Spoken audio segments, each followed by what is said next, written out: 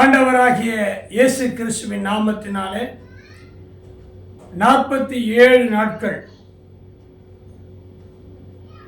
March 5ஆம் தேதி முதல் ஏப்ரல் மாதம் 20ஆம் தேதி இன்று வரை 47 நாட்கள் நானும் என் வீட்டாருமோ வென்றார், நானும் என்னுடைய சபையாருமோ வென்றார். கர்த்தருடைய சமூகத்தில் அதிகாலையில் விடியற்காலை பொழுது ஆராதனை மேற்கொண்டோம். அந்த நேரத்தில் தேவனுடைய வார்த்தைகளை தியானித்து அதை பதிவு செய்து காணொளி மூலமாய் உங்களுக்கு கடந்த 46 நாட்களாக அதை நாங்கள் அறிவித்து வந்தோம்.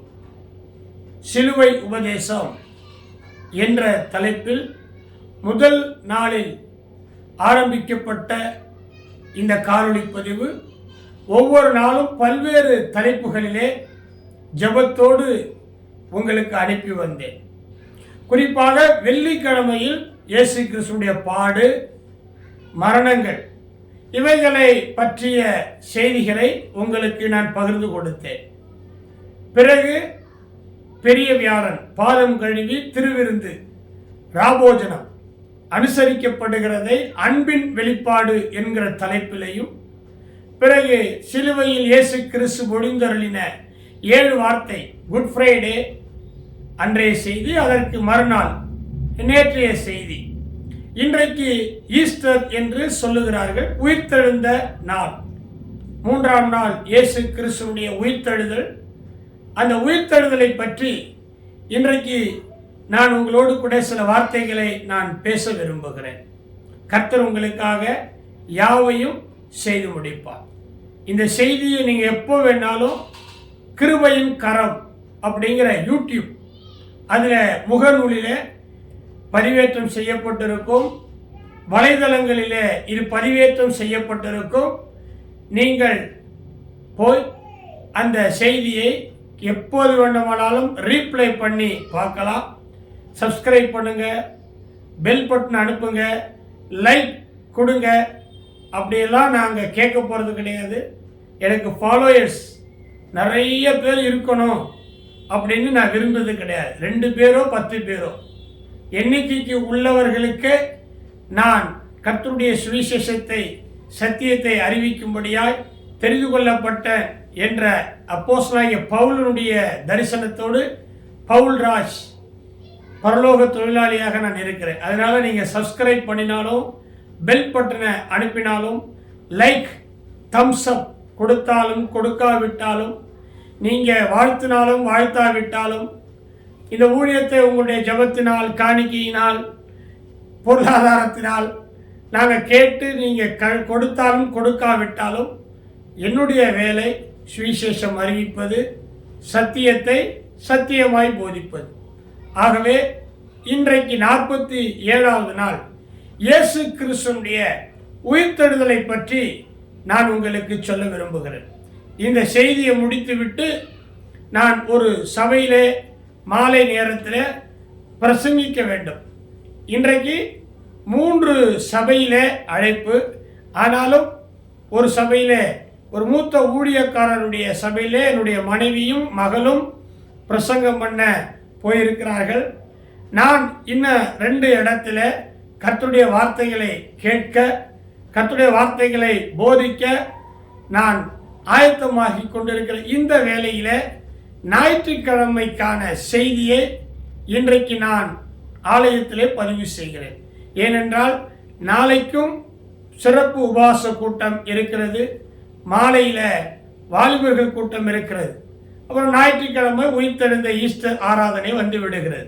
அதனால் இந்த வெள்ளிக்கிழமை ஆகிய இன்றைக்கே ஞாயிற்றுக்கிழமைக்குரிய செய்தியை நான் பதிவு செய்கிறேன். பிரியமான என்னுடைய அன்பு சகோதர சகோதரிகளே, தேவ ஊழியர்களே, இத்தனை நாள் என் மூலமாய் தேவன் சொன்ன செய்திகளை, சுவிசேஷங்களை, தீர்க்க தரிசனங்களை, சத்தியங்களை, ஆலோசனைகளை நீ கேட்டீங்க.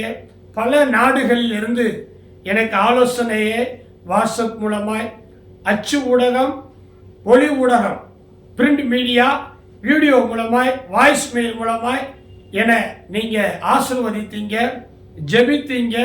நிறைய பேர் எனக்கு காணிக்கு கூட அனுப்புனீங்க. ரொம்ப சந்தோஷம். இவை எல்லாவற்றிலையும் கர்த்தர் உங்களை ஆசீர்வதிப்பார். சரி, இன்றைக்கு நான் 2 காரியத்தை இந்த இயேசு கிறிஸ்துவுடைய உயிர்த்தெழுந்த நாளிலே நான் உங்களோடு பகிர்ந்து கொள்ளப் போகிறேன். இந்த 2ம் என் இருதயத்தை அசைத்தது, என்னை ஆட்டி படைத்தது. ஆமாம், ஒரு மனிதன் மேன்மையாக இருக்க வேண்டும். எது ஒரு மனிதனை மேன்மைப்படுத்தும்? எது ஒரு மனிதனுக்கு மேன்மையானதாக இருக்கும்? வீடு, கார், பங்களா, அரசாங்க வேலை, பதவி, பட்டம், பேரு, புகழ், குடும்பம், வாழ்க்கை, ஊழியம், சபை, ஆயிரக்கணக்கான ஆத்துமாக்கள், அரசியல் செல்வாக்கு, மத்திய மாநில அரசு, நல்ல வருமானம் தருகிற தொழில் அல்லது வெளிநாடு பயணம், எது கிடைத்தால் உங்கள் வாழ்க்கை மேன்மையாக இருக்கும்? இப்போ நான் பட்டியலிட்டேன் பார்த்தீங்களா? அது அத்தனையும், ஏன் சபை ஊழியம் முதல் எல்லாம் நம்மளுக்கு கிடைத்தா மேன்மையாக இருக்கும். தாவீது சொல்றாரு, தேவரீர் நீர் எனக்கு ஒரு வீட்டை கொடுத்தீர், அடியாருடைய வீடு எப்போது உனக்கு முன்பாக இருக்கும்படி அதை ஆசீர்வதித்து அருளினீர்.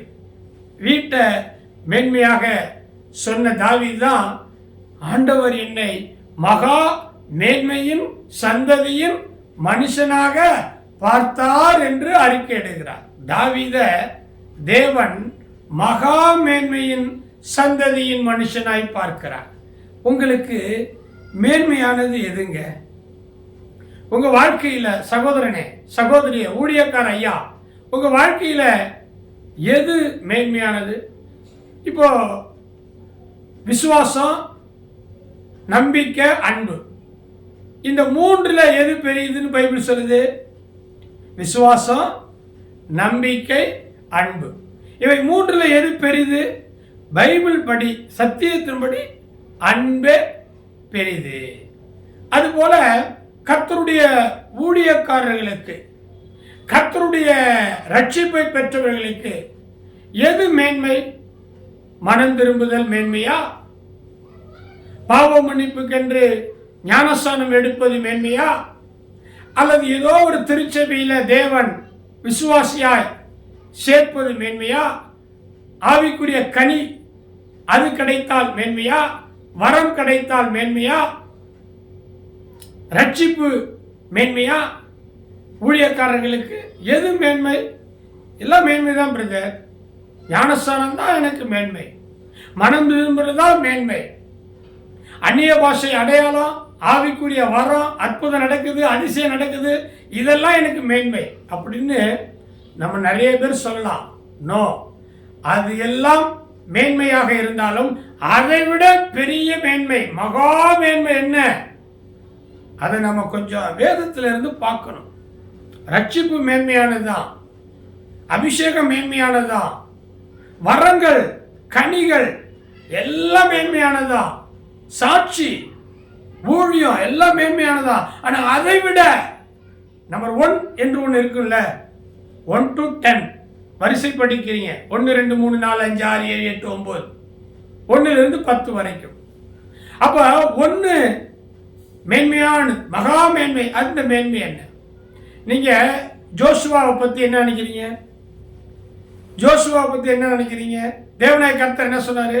இஸ்ரவேல் ஜனங்கள் கண்கள் எல்லாருக்கும் முன்பாக உன்னை மேன்மைப்படுத்துவேன் சொன்னாரா? மேன்மைப்படுத்தினாரா?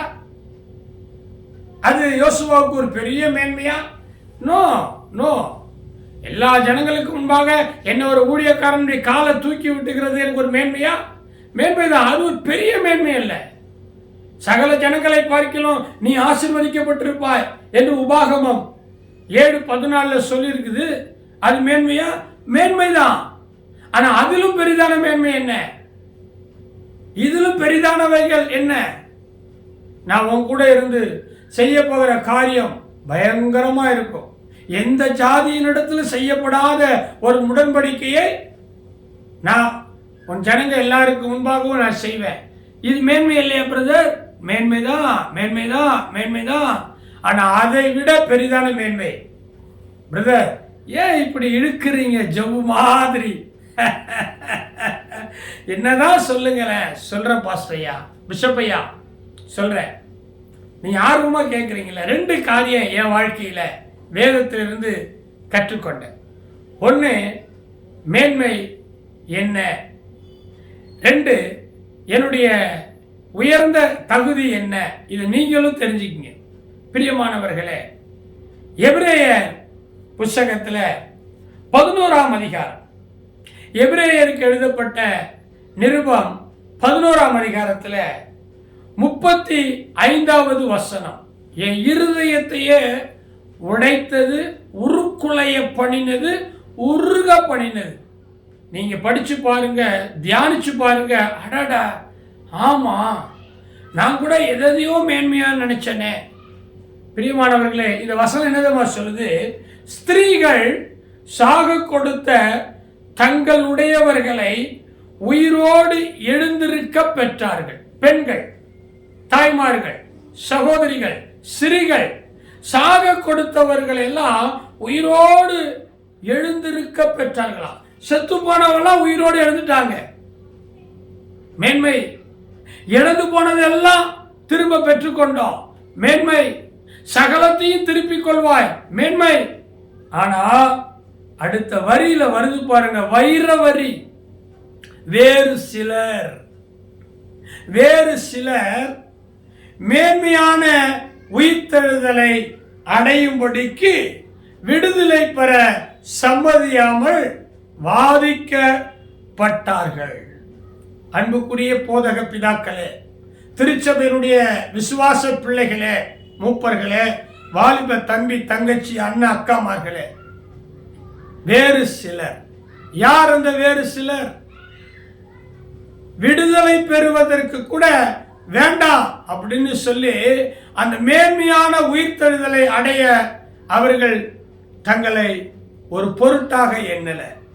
எத்தனை மிஷனரிகள், எத்தனை தியாகம் நிறைந்த கர்த்தருடைய ஊழியக்காரர்கள், விசுவாசிகள் இன்றைக்கு உயிர்த்தெழுதலை மேன்மையாக எண்ணினார்கள். உயிர்த்தெழுதல் என்றால் என்ன? கோதுமை மணி நிலத்தில் விழுந்து சாகாவிட்டால் தனித்திருக்கும். ஒரு தாயினுடைய கரு பனிக்குடம் உடைக்கப்பட்டால் தான் அதில் இருக்கிற உயிர், நீங்களும் நானும் தாயின் கருவை விட்டு வெளியே வர முடியும். பனிக்குடம் உடைத்து கர்ப்பம் திறந்து பிறக்கும் யாவும் கர்த்தருடையது. முதல் பேரானது யாத்திரகா புஸ்தகத்தில் வாசிக்கிறோம். அம்மாவுடைய வயிற்றுக்குள்ள ஒரு கர்ப்பம். உன் தாயின் கருவிலே உருவாகும் முன்னே உன்னை அறிந்திருக்கிறேன், பெயர் சொல்லி அழைத்திருக்கிறேன், உன்னை ஜாதிகளுக்குள்ளே தீர்க்கதரிசியாக கட்டளையிட்டேன். எங்க? எரேமியா 1:5. உங்களை ஆண்டவர் அப்படி வச்சிருக்கிறார். அந்த கருவில் இருக்கிறதை ஆண்டவர் கண்கள் கண்டது. பாருங்க, அந்த அம்மாவுடைய கர்ப்பம் 9 மாதம் 10 மாதம் பொத்தி பொத்தி பாதுகாக்கப்பட்டது. அந்த பனிக்குடம் உடைக்கப்பட்டு நாம் இந்த பூமியின் சுவாசத்தை அனுபவிக்க வருகிறோம். அதே போல முட்டை பாருங்க, ஒரு கோழியோ ஏதோ ஒரு பறவை ஒரு முட்டை, அந்த ஓடு பாருங்க எப்படி இருக்கும், கொஞ்சம் கடினமா இருக்கும். அந்த முட்டையை உடைச்சி அந்த குஞ்சு, அந்த உயிர் வெளியில வருது. அந்த முட்டை உடைக்கப்பட்டாதான் ஒரு ஜீவன் வெளியில வருது. விதை பூமிக்குள்ள புதையுண்டு அது வெடிச்சு முளைத்து எழும்புது. அதுபோல மேன்மையானது உயிர்த்தெழுதல். அந்த மேன்மையான உயிர்த்தெழுதலை நாம் பெற்றுக்கொள்ளணும்னா மரணம் சம்பவிப்பது அவசியம். மரணம் நல்லது, மரிப்பது நிச்சயம். இயேசு கிறிஸ்து சொன்னார். மத்தேயு, மார்க்கு, லூக்கா, யோவான் இந்த சுவிசேஷங்களில் அவர் சொன்னார், இந்த ஆலயத்தை இடித்து 3ஆம் நாள் அதை கட்டுவேன். அவர் தம்முடைய சரீரத்தை சொன்னார், நான் மரித்து 3ஆம் நாள் உயிரோடு கூட எழுந்திருப்பேன் என்று. மத்தேயு 26ஆம் அதிகாரத்தில் 32வது வசனத்தில் பிரியமானவர்களே என்ன தெரியுமா எழுதப்பட்டிருக்கிறது? நான் உயிர்த்தெழுந்து பின்பு உங்களுக்கு முன்னே கலிலியாவுக்கு போவேன் என்றார். ஜனங்களெல்லாம் இடரல் அடைந்து விடக் கூடாது என்பதற்காக இயேசு சொன்னாரு, நான் உயிர்த்து எழுந்த பின்பு. அப்ப உயிர்த்தெழுதல் எங்கே ஆரம்பிக்குது? உயிர்த்தெழுதல் யாருக்கிட்ட இருந்து ஆரம்பிக்குது சொல்லுங்க? இயேசு என்கிற ஒருத்தருகிட்ட இருந்துதான் உயிர்த்தெழுதல் என்பதே ஆரம்பிக்குது. ஆமா, இன்றைக்கு உயிர்த்தெழுந்த நாள். அடக்கம் பண்ணப்பட்டு வேத வாக்கியங்களின்படி அடக்கம் பண்ணப்பட்டு 3வது நாள் இயேசு கிறிஸ்து உயிர்த்தெழுந்த நாள். இந்த செய்தி உங்களுக்கு சொல்லப்படுகிறது. நீங்க மத்தேயு புத்தகத்தில் இடுக்கமாய் ஈனப்படுத்தப்பட்ட அந்த நப்தலி என்கிற நாட்டில் உள்ள மக்களை கனம் பண்ணுவதற்காக, மகிமைப்படுத்துவதற்காக அவர் கலிலேயாவுக்கு போவதாக சொன்னார். ஏசாயா தீர்க்கதரிசி 9ஆம் அதிகாரத்தில் நீங்கள் 3வது வசனத்தில், முதல் வசனத்தில் ஏசாயா 9:1 சொல்லுகிறது, இயேசு கிறிஸ்து உயிர்த்தெழுந்து இடுக்கமாய் ஈனப்படுத்தின நப்தலி நாட்டுக்கு போய் அங்கே மகிமைப்படுத்துவேன் என்று சொன்னார். உயிர்த்தெழுதல் தான் கிறிஸ்துவத்தினுடைய மேன்மை. ரட்சிக்கப்பட்ட ஜனமே உனக்கு ஒப்பானவர் யார்? உபாகத்தில் எழுதியிருக்குது. ரட்சிக்கப்பட்ட ஜனமே உனக்கு ஒப்பானவர் யார் அப்படின்னா என்ன அர்த்தம்? உயிர்த்தெழுதல் தான் மேன்மை. ஞானஸ்தானம், ரட்சிப்பு இவைகள் எல்லாம் எதை அடிப்படையாக கொண்டிருக்கிறது? மனம் திரும்புதல், பாவ அறிக்கையிடுதல், ஞானஸ்தானம் எடுத்தல், சத்தியத்தை மேலும் அறிதல், சபையில விசுவாசியாய் சேர்த்துக்கொள்கிறது, சாட்சியுள்ள ஜீவியம், அவர் வருகைக்கு கரை திரையற்றவர்களாய் காத்திருக்கிறது.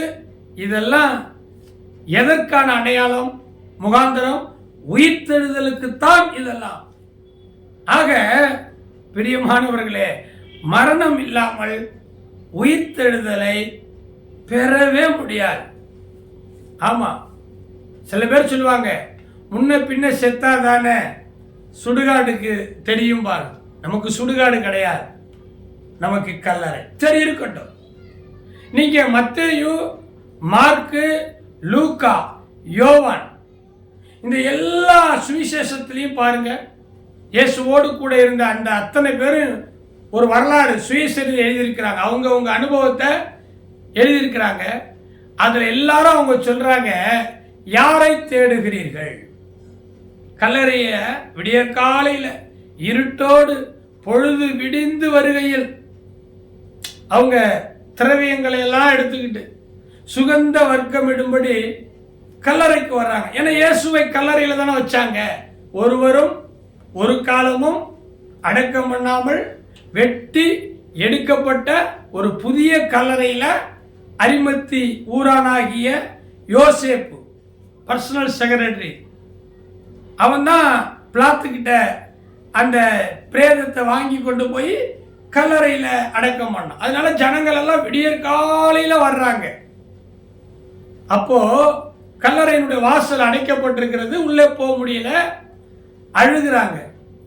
அப்ப தேவனுடைய தூதர்கள் வந்து நின்று, யாரை தேடுறீங்க, யாரை தேடுறீங்க சார், மேடம், சிஸ்டர், யாரை தேடுறீங்க? நசரேயனாகிய இயேசு கிறிஸ்துவையா? he is no more, அவர் இங்கே இல்லை, உயிர்த்தெழுந்தார். அவர் இங்கே இல்லை, உயிர்த்தெழுந்தார். இதான் காஸ்பல்.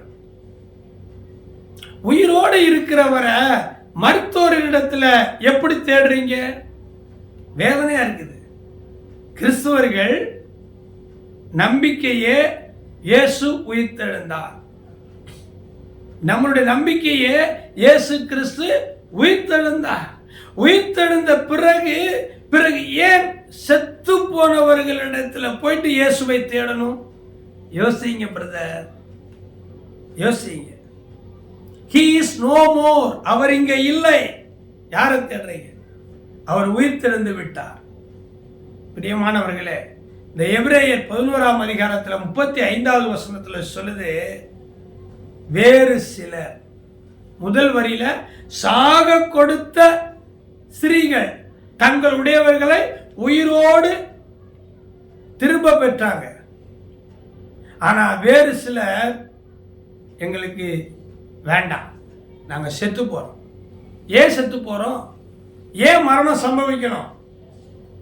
சொல்றாங்க, கோதுமை மணி நிலத்துல விழுந்து சாகணுங்க, செத்தாதான் உயிர்த்தெழ முடியும். அந்த விதை மண்ணுக்குள்ள மக்கி போகணும், அதுக்குள்ள இருக்கிற உயிர் முளைத்து 3 இலை விடணும். சொல்றாங்கல்ல, முளைச்சு 3 இலை விடல, அது காட்டி என்னவா பாரு. என்னையெல்லாம் அப்படி சொல்லி பரிகாசம் பண்ணவங்க நிறைய பேர். ஓ, ஆண்டவர் உங்களை துளிர்க்கப்படுகிறார். உங்களுடைய வாசனையை ஆண்டவர் ஆரோனுடைய கோல் மாதிரி துளிர்க்க பண்ணுகிறார். நீங்க உடன்படிக்கை பெட்டியில இருக்கக்கூடியவர்களை போல காணப்படுகிறீர்கள். Glory to God. ஆமென், ஆமென். பிரதர், பாஸ்டர்யா, பிஷப்பையா, உங்களை தான் சொல்றாரு ஆண்டவர். உங்க வாழ்க்கை துளிர்க்கிறது சிஸ்டர். ஆமா, வெட்டப்பட்டு, முறிந்து போகப்பட்டு, உடைக்கப்பட்டு, கிளைகளெல்லாம் துண்டு துண்டாக, பீஸாக கிடக்குது, குடும்பம் சிதறி கிடக்குது. நோ, எசேக்கியா புஸ்தகத்தில் எழுதியிருக்குதுல்ல, பள்ளத்தாக்கில் எலும்பு, தோல், நரம்பு, சதை எல்லாம் அங்க அங்க அங்க அங்கே கிடந்துச்சு. ஆண்டவர் சொன்னாரு, போய் தீர்க்க தரிசனம் உரைப்பா, எழுந்து கால் ஒன்றி நில், தீர்க்க தரிசனம் உரடா என் நாமத்தினால. நான் இப்போது சொல்றேன், பரலோகத்தின் தொழிலாளி, இந்த காணொளி பதிவை பார்த்து கொண்டிருக்கிற சகோதரனே, சகோதரியே, என் அன்பு அப்பா, அம்மா, என் அருமையான மூத்த ஊழியர்களே, பிஷப், பேராயர்களே, ஆயர்களே, குருமார்களே, போதர்களே, தீர்க்கதரிசிகளே, அப்போஸ்தலர்களே, சுவிசேஷகர்களே, என்னை போல இருக்கிற கர்த்தருடைய உன்னதமான ஊழியக்காரர்களே, பிரிந்து கிடக்கிற குடும்பம், பிரிந்து கிடக்கிற உறவு, பிரிந்து கிடக்கிற சபை, பிரிந்து கிடக்கிற ஆத்துமாக்கள், நீங்க உரைக்கிற வசனம் தீர்க்க தரிசனத்தின் மூலமாய் ஒன்று சேரும். எலும்போடு, சதையோடு, தோலோடு, நரம்போடு எல்லாம் ஒன்றோடு ஒன்று சேர்ந்தது, உயிர் அடைந்தது. ஆமென். நான் பேசுகிறது சத்தியம். சத்தியவான், சத்தியத்தை பேசுகிறேன். எஸ்,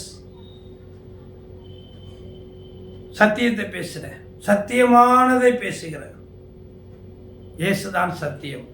பிரிந்து கிடக்கிற உன் குடும்பம், பிரிந்து கிடக்கிற உன் வாழ்க்கை, பிரிந்து கிடக்கிற உன் தொழில் வியாபாரம், பிரிந்து கிடக்கிற எல்லா சபைகளும் விசுவாசிகளும் உயிர்ப்பிக்கப்படும், உயிர்வடையும், உங்களோடு கூட வந்து சேருவாங்க.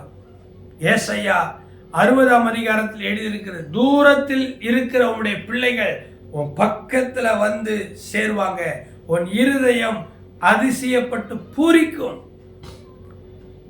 இந்த மந்தியில் அல்லாமல் வேறு ஆடுகள் எனக்கு உண்டு, அவைகளையும் ஆண்டவர் கூட்டிக் கொண்டு சேர்ப்பார். ஆமா, ஆரோனுடைய கோல் துளித்து பாதுமை மரத்தின் வாசனை வீசினது. உங்களுடைய சுக வாழ்வு துளிக்கும் பாஸ்டையா. நீங்க மறுபடியும் கட்டப்படுவீர்கள். ஆடல் பாடல் மேல வாத்தியங்களோடு பிரதர்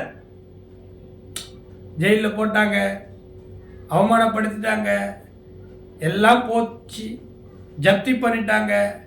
நகை, காரு, வீடு, வாகனம் அடமானம் இருக்குது, ஒன்றுமே இல்லை, சாப்பாட்டுக்கு கூட கஷ்டப்படுறேன், வாடகை கொடுக்க முடியல, பிள்ளைங்களை கவனிக்க முடியல, எல்லாம் போச்சு. நோ, நீங்கள் துளிர்ப்பீங்க. இயேசு கிறிஸ்துவை பார்க்கறதுக்கு முடியலையா? அந்தகார கேடு, சாந்த சொரூபி இயேசு. ஏசாயா தீர்க்கதரிசி எழுதுகிறார், அவரை பார்க்கிறதுக்கு சகிக்கல. அந்தகார கேடு. ஏசாயா தீர்க்கதரிசியில நீங்க வாசித்திருப்பீங்க, போதித்திருப்பீங்க, தியானித்திருப்பீங்க. அந்த அளவுக்கு சுருள் சுருளாய் தங்க மயமாய் புறாவின் கண்களை போல வெண்மையும் சிவப்புமாய் இருந்தவர், 1000-10,000ங்களிலே வெற்றி சிறந்தவர், சாரோடின் ரோஜா, லீலி புஷ்பம் என்றெல்லாம் உன்னத பாட்டில் வர்ணிக்கப்பட்டிருக்கிற உன்னதர் இயேசுவை பார்க்கிறதுக்கு போல அசிங்கமா இருக்கிறாரு. அடி, காயம், சதை கிழிந்தது, ரத்தம், நரம்புகள் வெடித்தது, முள்முடி வைத்து அழுத்தப்பட்டது, வாரினால் அடிக்கப்பட்டது, பார்க்கிறது கூட முடியல. ஆனாலும் இளங்கிளையை போல அவர் துளிர்த்து எழுந்தார். நான் சொல்றேன் தேவ சமூகத்தில் நின்று சொல்றேன், பிரதர், சிஸ்டர், பாஸ்டர்யா, நீங்க துளிர்ப்பீங்க. உங்க ஊழிய துளிர்க்கும், உங்க குடும்பம் துளிர்க்கும்.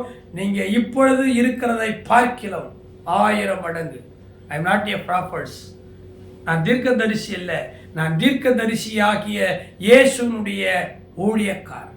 நான் சொல்லுகிற வார்த்தை தீர்க்கதரிசி, நான் சொல்லுகிறவர் தீர்க்கதரிசி. அவர் நாமத்தினால சொல்றேன். நீங்க பாருங்க, நீங்க ஜெபிக்கிறீங்க, உண்மையாய் ஊழியம் பண்றீங்க, உங்களை ஆண்டவர் துளிர்க்க பண்ணுவார். அப்போ வேறு சிலர் உயிரோடு எழுந்திருப்பதற்கு சம்மதிக்காமல் மேன்மையான உயிர்த்தெழுதலை அவர்கள் பெற்றார்கள். ஆக எது மேன்மை? உயிர்த்தெழுதான். இயேசு கிறிஸ்து அந்த மேன்மையான உயிர்த்தெழுதலை அவர் பெற்றுக்கொண்டார். இன்னொரு வசனத்தை நான் உங்களுக்கு சொல்ல விரும்புகிறேன்.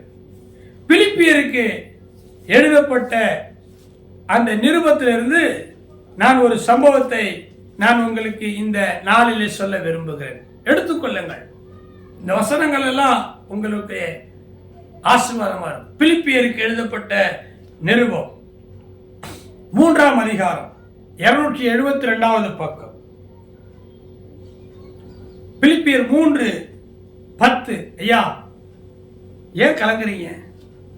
சிஸ்டர், கண்ணை தொடைங்க. இவ்வளவு நேரம் நான் பேசுறது வீர வசனம் இல்லை, சினிமா டைலாக் இல்லை, அரசியல்வாதி டைலாக் இல்லை, ஒரு மேடை பேச்சான் இல்லை, ஏதோ காசு கொடுக்குறாங்க, காணிக்கை கொடுக்குறாங்க, கை தட்டாங்கன்னு நான் சொல்ல. இங்கே யாருமே இல்லை. தேவ பிரசன்னம். கேமராவுக்கு முன்னாடி ஆலயத்தில் நின்று பரிசுத்த ஆவியில் நிரம்பி பேசுகிறேன். ஒரு கைத்தட்டல் கிடையாது. இங்கே யாரும் இல்லை. நானும் தேவனுடைய பிரசன்னமும் நிறைந்திருக்கிறேன். ஏன் ஒரு மாதிரியா இருக்கிறீங்க? எதுக்கு கவலை? ஆண்டவர் உங்களை மேன்மைப்படுத்த போறார். இங்க 10வது வசனம் என்ன சொல்லுது பாஸ்டர்யா? இப்படி நாம் அவரையும் அவருடைய உயிர்த்தெழுதலில் வல்லமையையும் அவருடைய பாடுகளின் ஐக்கியத்தையும் அறிகிறதற்கு அவருடைய மரணத்திற்கு ஒப்பான மரணத்திற்கு உள்ளாகி எப்படியாயினும் நான் மரித்தோரில் இருந்து உயிரோடு எழுந்திருப்பதற்கு தகுதியாகும்படி, நம்பர் 1, மேன்மையான உயிர்த்தெழுதலை பெற வேண்டும். 2வது, உயிர்த்தெழுதலுக்கு உயிரோடு எழுந்திருப்பதற்கு ஒரு தகுதி வேணும். வேலைக்கு போறீங்கல்ல, எக்ஸ்பீரியன்ஸ் இருக்குதா? குவாலிஃபிகேஷன் இருக்குதா? தகுதி என்ன இருக்குது? என்ன படிச்சிருக்கிறீங்க? என்ன தகுதி இருக்குது? What about your qualification? எத்தனை வருஷம் தகுதி? இல்லை, பொண்ணு பார்க்க போறோம், மாப்பிள்ளை பார்க்க போறோம். பொண்ணுக்கு தகுதி இருக்குதா? மாப்பிள்ளைக்கு தகுதி இருக்குதா? ஆமா, வயல் வேலையிலிருந்து கழுத மேய்க்கிற வேலை, குதிரை எந்த வேலைக்கு போனாலும். ஆனா ஒரு வருத்தம், பாஸ்டருடைய வேலைக்கு தான் தகுதி இருக்குதான்னு கேட்கறது இல்லையோ என்னவோ தெரியல இப்ப. சரி, ஓகே, நான் அதெல்லாம் போகல. உயிரோடு எழுந்திருப்பதற்கு தகுதியாகும்படிக்கு அவருக்காக எல்லாவற்றையும் நஷ்டம் என்று விட்டேன், குப்பையாக எண்ணுகிறேன். கர்த்தருடைய அன்பு பிள்ளைகளே, இந்த 47வது நாள் காணொளியில நான் உங்களுக்கு சொல்லுகிறேன், மேன்மையான உயிர்த்தெழுதல் அதை பெற்றுக்கொள்ள நீங்கள் பிரயாசப்படுங்கள். அது ஒன்று. ரெண்டாவது, தகுதி. இந்த உயிர்த்தெழுதலை அடைவதற்கு சும்மா இல்லை, தகுதி வேணும். நிறைய பேர் நினைக்கிறாங்க, செத்து போயிட்டா பாஸ்டர் கூப்பிட்டு வந்து, விசுவாசிகளை கூப்பிட்டு வந்து ராத்திரெல்லாம் டீ போட்டு கொடுத்து மைக் செட்டு வச்சு கானா பாட்டு பாடி சோத்திர பாட்டு பாடி விடிய விடிய டான்ஸ் டப்பாங்க ஆடி கருப்பு பெட்டியில் கொண்டு போய் கல்லறையில் அடக்கம் பண்ணிட்டாக்கா உயிரோடு எழுந்திருக்கலான்னு. இதெல்லாம் சினிமா டைலாக். கருப்பு பெட்டியில் வச்சாலும் சரி, தங்க பெட்டியிலேயே வச்சாலும் சரி, உயிரோடு எழுந்திருக்க முடியாது. புதைச்சதுதான். உயிரோடு எழுந்திருக்கணும்னா அதுக்கு ஒரு தகுதி, ஒரு ரூல்ஸ் அண்ட் ரெகுலேஷன் இருக்குது. என்ன நினச்சிக்கிட்டீங்க நீங்கள்? உயிர்த்தெழுதல் என்பது சாதாரண விஷயமா? குடிப்ப, வெறிப்ப, இஷ்டத்துக்கு நீ ஆடுவ, செத்து போயிடுவ. உன்னை கொண்டு போய் ஒரு பாஸ்டர் கல்லறையில் வச்சு ஒப்பு கொடுத்து மண்ணள்ளி போட்டு புழுதிக்கு புழுதி, சாம்பலுக்கு சாம்பல், மண்ணுக்கு மண்ணாக இருக்கிறார். கல்லறையில் புதைக்கல விதைக்கிறோம்.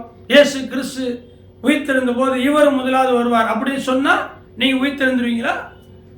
இன்னைக்கு நிறைய பேர் பாருங்க, சபைக்கே வரமாட்டாங்க. மனைவி சபைக்கு வரும், புருஷன் குடிச்சு வெறிச்சிருப்பான். அம்மா சபைக்கு வருவாங்க, புள்ள ஊதாரித்தனமா சுத்திக்கிட்டு இருக்கும். ரவுடியா, குடிகாரனா, போக்கியா, பொறுக்கியா, சமூக விரோத, செத்து போடுவான்.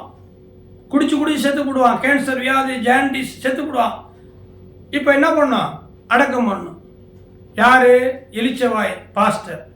பாஸ்டர், நான் உன் சபைக்கு தானே வர்றேன், உனக்கு தானே நான் காணிக்க கொடுக்குறேன், உன் சபையில தானே நான் திருவிருந்து எடுக்கிறேன், தசமமாக கொடுக்குறேன். என் பிள்ளை செத்து போட்டான், புருஷன் செத்து போட்டான், அம்மா செத்து போட்டான், நீ தான் அடக்கம் பண்ணணும், கல்லறையில் அடக்கம் பண்ணணும். அதுவும் எப்படி? ரொம்ப ஜோறு பாரா பாட்டு பாடி கை தட்டி கல்லறையில் நீ தான் இடம் வாங்கி கொடுக்கணும் பாஸ்டர். நான் உன் சபை விசுவாசி பாஸ்டர், வரலன்னா அடக்கம் பண்ணலன்னா இனிமே சர்ச்சைக்கே நான் வரமாட்டேன் பாஸ்டர். என்னென்னமோ மிரட்டுவாங்க, உருட்டுவாங்க. இதெல்லாம் நடந்திருக்குமே. இப்படியெல்லாம் சபையை மிரட்டி, பாஸ்டரை மிரட்டி, பயமுறுத்தி, அநியாயமா அக்கிரமமாய் ரட்சிக்கவே படாம, மனம் திரும்பாம, ஞானஸ்தானம் எடுக்காம செத்து போன உங்களுடையவர்களை கருப்பு பட்டியில, வெள்ளைப்பட்டியில, பச்சைப்பட்டியில, நீலப்பட்டியில, புழு எந்த பட்டியில வச்சு நீ கல்லறையில புதைச்சாலும் உயிரோடு எழுந்திருக்க மாட்டான். அது பணம்தான். உயிரோடு எழுந்திருக்குதுன்னா சிஸ்டர் தகுதி வேணும். நான் உயிரோடு எழுந்திருப்பதுன்னா சாதாரண விஷயமா? அதுக்கு இயேசு எவ்வளவு பாடுபட்டார் தெரியுமா? 12 சீஷர்கள், அப்போஸ்தலர்கள் என்ன பாடுபட்டாங்க. நாங்கெல்லாம் என்ன பாடுபடுறோம் தெரியுமா அந்த உயிரோடு எழுந்திருக்கணும்னு? உத்தரவாதம் இருக்குதா? அவருக்காக லாபமான அனைத்தையும் நஷ்டம் என்று, குப்பை என்று விட்டீங்களா? பீடியை விட முடியல, சிகரெட்டை விட முடியல, பான்பராக்கை விட முடியல, இச்சையை விட முடியல, சாராயத்தை விட முடியல, அருவருப்பானதை விட முடியல, ரகசியமானதை விட முடியல. இன்னமும் இங்க கொஞ்ச நாள், அங்க கொஞ்ச நாள், பெந்தகோஸ்தே சபையில கொஞ்ச நாள், கேத்தலிக் சபையில கொஞ்ச நாள், சிஎஸ்ஐ சபையில கொஞ்ச நாள். நான் கேத்தலிக்கு குறை சொல்லல, நான் சிஎஸ்ஐ குறை சொல்லல, நான் பெந்தகோஸ்தே குறை சொல்லல. ஒரே கிறிஸ்து தான், ஒரே கிறிஸ்துவன் தான், ஒரே சரீரம் தான், அவயங்கள் வேற. பட் நிலைத்திரு. அங்க கொஞ்சம், இங்க கொஞ்சம், அப்படி அங்க அந்த சாங்கியம், இந்த சடங்கு.